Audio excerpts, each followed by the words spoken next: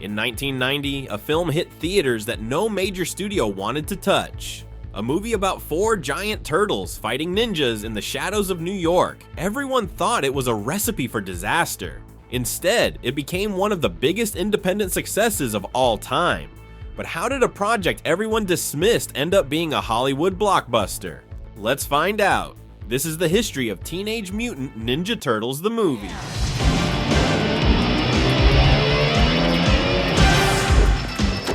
Awesome!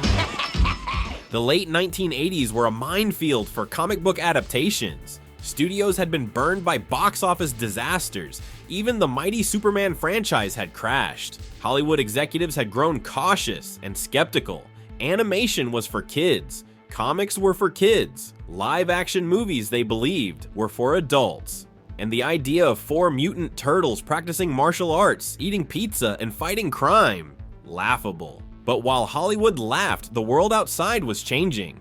By 1988, thanks to Playmates toys and a wildly successful animated series, Turtle Mania had gripped the world. Action figures flew off shelves. Kids couldn't get enough. Turtles weren't just a passing fad, they were a full-on marketing machine, with branding on everything from toothbrushes to lunchboxes. The push for a live-action Teenage Mutant Ninja Turtles movie didn't start in a studio lot. It began with a man better known for comedy than comic books, Gary Proper. Proper knew the Turtles comics and understood the pulse of pop culture. He saw potential, not just in the action figures or Saturday morning cartoon success, but in bringing the Turtles to life on the big screen. He believed the absurd could be real. Proper partnered with Kim Dawson, another producer, and the two secured the rights to make a live-action film. Their initial pitch sounded more like a high-concept joke than a workable plan. Men in rubber suits, voiced by comedians. But beneath the surface, there was determination. They knew they didn't need big names on set, just recognizable voices to sell the concept. Enter Bobby Herbeck, a comedian, actor, and television writer with credits on shows like Different Strokes and The Jeffersons. Herbeck drafted the first script and began shopping it around. But rejection followed rejection. But Herbeck wasn't done. At the time, he was working on a project for Golden Harvest, the legendary production studio behind Bruce Lee's first hits.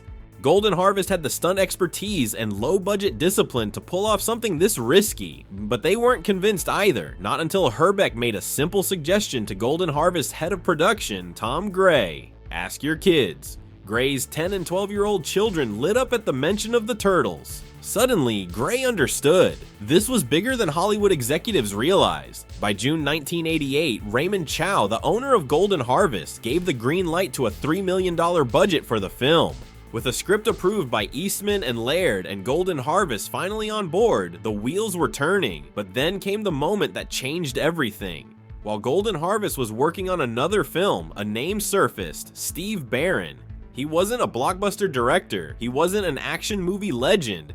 What he had was vision. To convince the producers, Barron didn't just pitch his ideas, he showed them. It wasn't about reinventing the wheel, it was about elevating what was already there. They were impressed. But this newfound vision created a problem.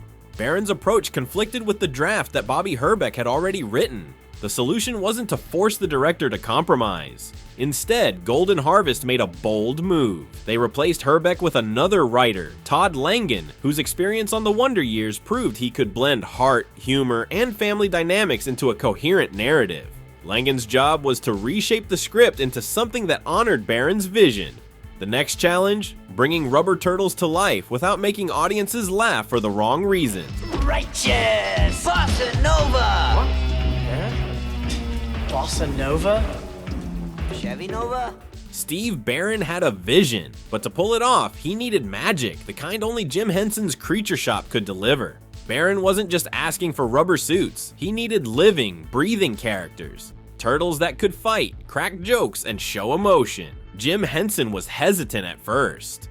The Teenage Mutant Ninja Turtles comics had a violent edge, and Henson's name was synonymous with family-friendly creations. But Barron knew exactly how to ease his concerns. He promised the film wouldn't be blood-soaked or brutal. It would focus on the heart of the story, a family of outsiders struggling to find their place in a world that would never fully accept them. Henson joined, and his team in London started working with fiberglass models, remolded them in clay, and then produced body casts in foam rubber latex. But this wasn't just about building suits. These turtles needed to emote.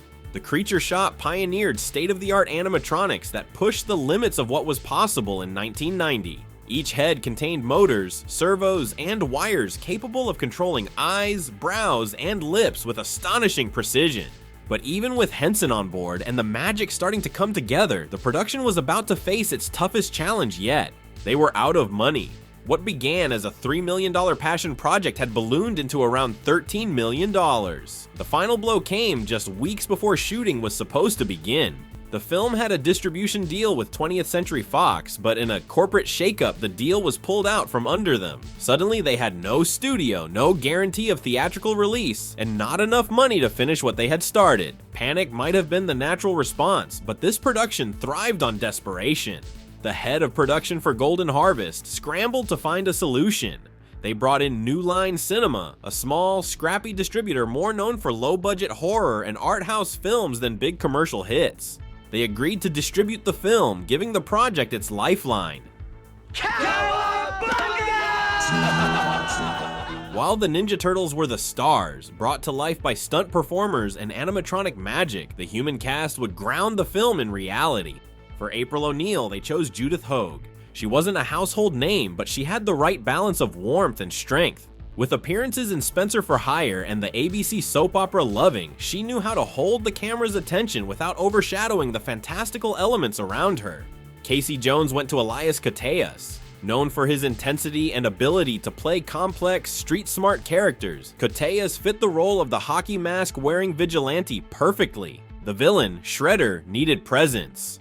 The role went to James Saito, whose calm but commanding screen presence made Orokusaki both menacing and believable. His right-hand man, Tatsu, was played by Toshishiro Obata, a martial arts master who didn't need dialogue to intimidate. Meanwhile, the real physical burden fell on the stunt performers, who each endured really tough shoots performing in those rubber suits. When filming stopped, the real battle began. With a mountain of footage, no completed ending, and 12 pages of the script still unshot, everything rested in the hands of editor Sally Menke. She delivered a rough cut that Steve Barron felt captured the spirit of his vision. But for him, it still wasn't enough. Key moments were missing, and the final product needed more polish. Barron, alongside producer Simon Fields, weren't ready to settle. They wanted one last push to finish the film the right way. That's when they did something risky. They quietly arranged a secret meeting with the then CEO of Walt Disney. Barron showed him the film in rough form, and he recommended more editing and fine-tuning. Barron and Fields took the film back, tightened it up, and returned to Disney. By that time, Disney already went to Golden Harvest about the film, but they firmly declined. But the fallout was immediate. Golden Harvest viewed Barron and Fields' secret meeting as a betrayal. In response, both Barron and Fields were removed from the production. With the original creative team gone, Golden Harvest took control of the film's final cut. They recut the film to align more with their own vision, lighter, more market-friendly, and more palatable for younger audiences. And when Teenage Mutant Ninja Turtles finally hit theaters, the response was beyond what anyone had predicted. Yeah! I love being a turtle! On March 30th, 1990, Teenage Mutant Ninja Turtles finally hit theaters. What had begun as a gamble, dismissed by major studios, stitched together on a budget that doubled and redoubled and re-edited without its original creative team, was now in the hands of audiences. The film opened to $25.4 million in its first weekend, a record for an independent film release at the time. It easily claimed the #1 spot, outpacing big studio competitors. By the end of its run, it had grossed over $135 million domestically and more than $200 million worldwide. For a project that so many insiders had laughed off, this wasn't just a win, it was a statement. But not everyone was cheering. Variety was dismissive, calling the story thin and the action unremarkable. The New York Times criticized the film for its dark tone and said it lacked the energy of the animated series. Yet the numbers didn't lie. The film became the highest grossing independent movie up to that point. It proved that audiences, especially kids, didn't care about studio skepticism or critic reviews. They cared about fun, they wanted to see their favorite heroes on the big screen, and they showed up in droves. The movie wasn't just a hit, it was a cultural moment, and the Turtles would return in sequels, though none of them captured the raw magic of the original.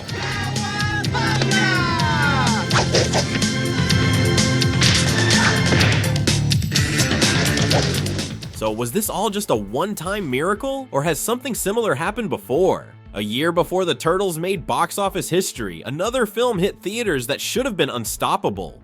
Two of the biggest action stars in Hollywood, a slick concept, huge studio muscle behind it. And yet, what unfolded behind the scenes was anything but smooth. This is the story of Tango and Cash. Thanks for watching, and don't forget to subscribe for more awesome content.